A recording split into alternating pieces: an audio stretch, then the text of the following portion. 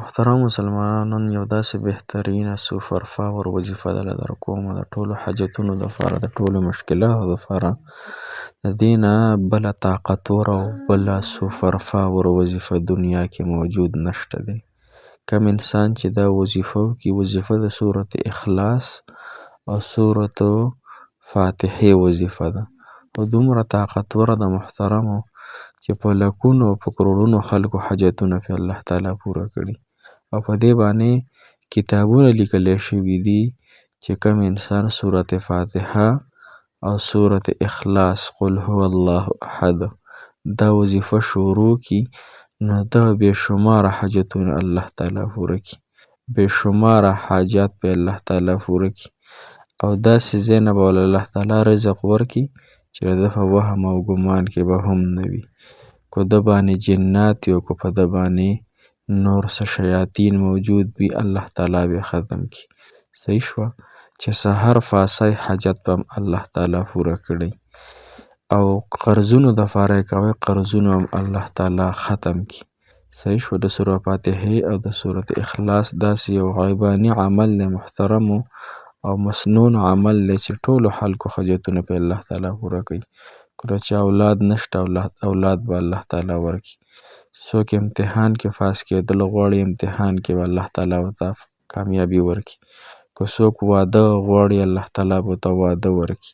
که څوک یو محکمه کې ځان غواړي چې ما افسر شم یا زما نوکري وشي، هغه به الله تعالی ورکړي.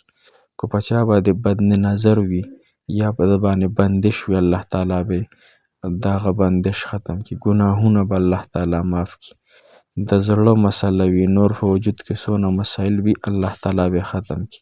په تمام کور کې کورنۍ کې به الله تعالی اتفاق او اتحاد وله ورکړي. صحیح شوه. دغه رنګې محترم مسلمانانو، که بیماریانې وي، که هر رنګې مشکلات وي، آمدنۍ کې د اضافه غواړي، دا به دې الله تعالی وفرمایي. صحیح شوه. یا په تا باندې نور څه دایمي بیماري ده، د باندې سر درد دی، د باندې نور څه مشکلات دي، نو دې ټولو دپاره انشاءالله دا یو بهترین حاجت روی وظیفه ده. دا به ستاسو زندگی بدله کړي، ستاسو د زندګۍ تمام مشکلات په الله جل شانه دې قیمتي وظیفې سره ختم کړي، او مقاصد به دې الله تعالی اسان کړي. نو راځئ د وظیفې طریقه را سره واورئ انشاءالله. د دې د وجې نه ډېرو خلکو قرضونه هم الله تعالی ختم کړي، د ډېرو خلکو په کورونو کې الله تعالی برکات راوستي، او دومره بهترینې فایدې دي چې هغه زه تاسو ته اوس نشم بیانولی. لہذا زه راته ښیم او دا وظیفه تاسو شروع کړئ انشاءالله، چې کوم حاجت دپاره یې کوئ، حاجت به هم الله تعالی پوره کوي. السلام علیکم ورحمة الله وبرکاته. ډېر معزز و محترم او قابل قدر مسلمانانو، نو خویندو، هغه مسافر کم چې بهر وطنونو کې، بهر ملکونو کې زندگی تیروي، مسافر دي، زمونږ د کورونو، زمونږ د اهل و عیال، زمونږ ګاونډیان، زمونږ رشته دار، ټول مسافر په دنیا کې چې څومره دي مسلمانان دي، ټول مسافر دي، الله تعالی اوږده زندگی د صحت او عافیت والا نصیب کړي. الله تعالی دغه مسافر په ډکو منګولو خپلو کورونو ته راوستلی کړي. محترمو، نن زمونږ یو سوپر پاور بهترینه پاورفل وظیفه ده، او وظیفه اسانه هم ده. موږ یې په هر مانځه کې وایو. سورة فاتحه تاسو پیژنئ، الحمدلله رب العالمین نواله تر ولضالین پورې ته سورة فاتحه ویلی کېږي. سورة شفا هم ورته ویلی کېږي، د حاجتونو سورت هم ورته ویلی کېږي، د الله تعالی نه د مدد غوښتلو سورت هم ورته ویلی کېږي. دویم نمبر سورة اخلاص دی، قل هو الله احد دا سورت دی. دا چې کوم انسان دا دوه وظیفې وکړي په دې طریقه باندې، او بیا الله تعالی نه کومه دعا وغواړي، کوم حاجت طلب کړي، حاجت او دعا به الله تعالی قبول کړي. نو طریقه یې دا ده محترم مسلمانانو، طریقه یې واورئ.